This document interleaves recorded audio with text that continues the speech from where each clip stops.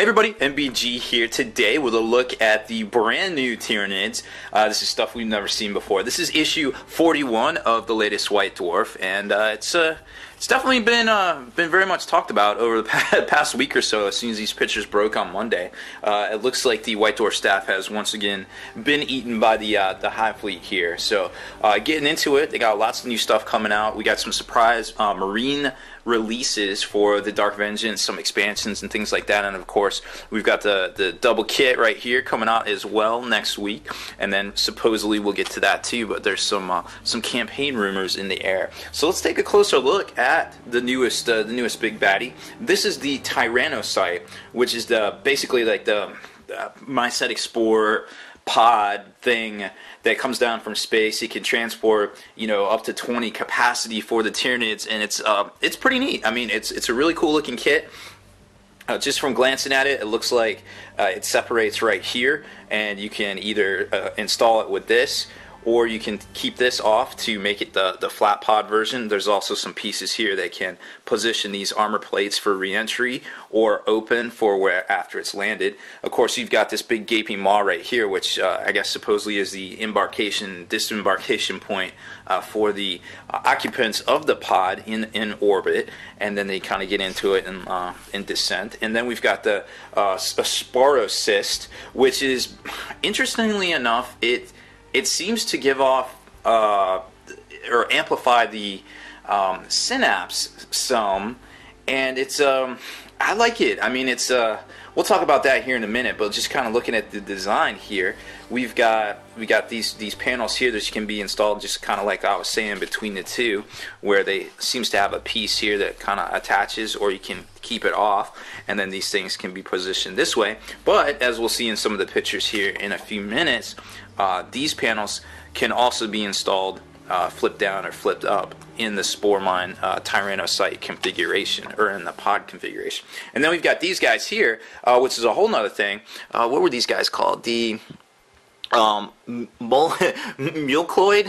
Mucoid Spore, which this is actually a 40 mil base right here. This thing is big. I was really surprised like how big this is. It's bigger than a Hive Tyrant, and there's a picture in here that shows it, and I was like, holy cow.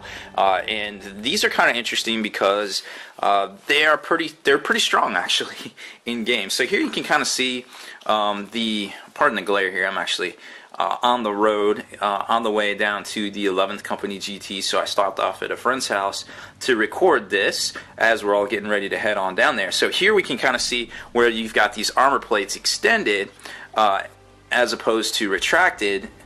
So you got a bunch of different varieties that you can make, and I also like how they put this one in the actual crater right here too, to kind of give it a little bit of flair.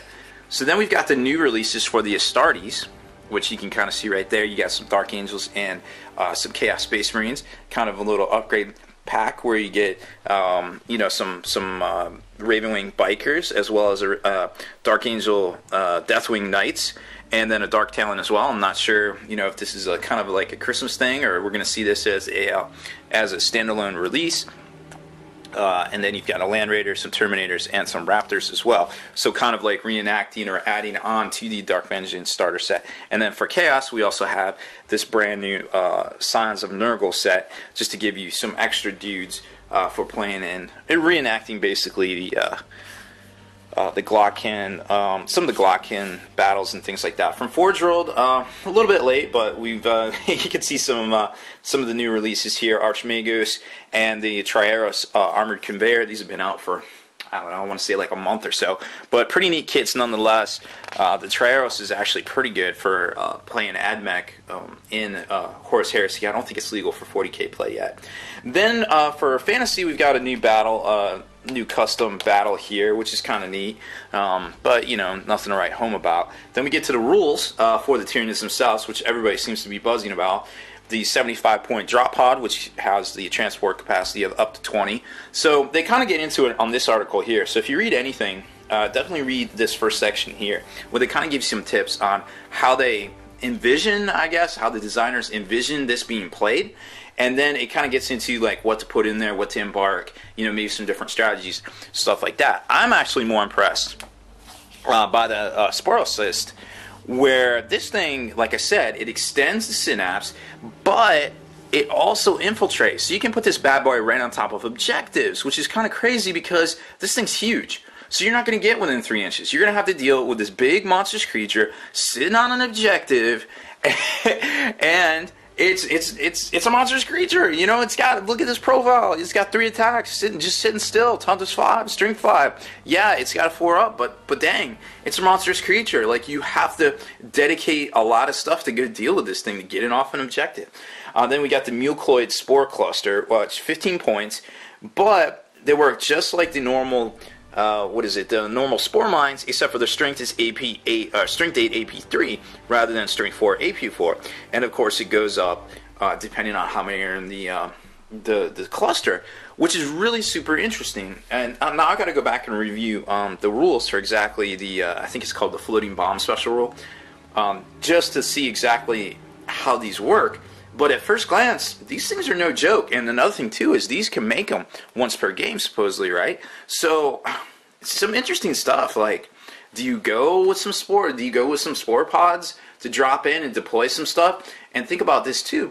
You can put 20 termagants in there, right? 20 termagants getting out deploying 6, that's actually kind of a big footprint. And then you spread them out the full length. 20 dudes, you can be a minimum of, 2 inches between each one. They're an inch wide. You're talking like 36 inches wide of a footprint just to deal with. Now, granted, if they don't have synapse, which now we're seeing that this thing can throw around synapse, so if you infiltrate it correctly, you can kind of take 3, maybe put them out, make a little synapse web on the tabletop across the middle or something like that, and you can really get some good combos off. You can start directing traffic with all these spores, with the normal spore mines, which this also makes. There's a lot of combos. There's a lot of synergy with this list, and as long as you're willing to have models and have things painted and get them on the tabletop, I think the sky's the limit on this. It's pretty nuts. So I'm super excited by this. Then we got the Hall of Fame Eldar Wraithlord, great kit. I wish it was better in game personally. Sprues and glue. Just some ideas on how to make a couple of different things depending on, the new mucoid and things like that. Heavy metal, always looking good.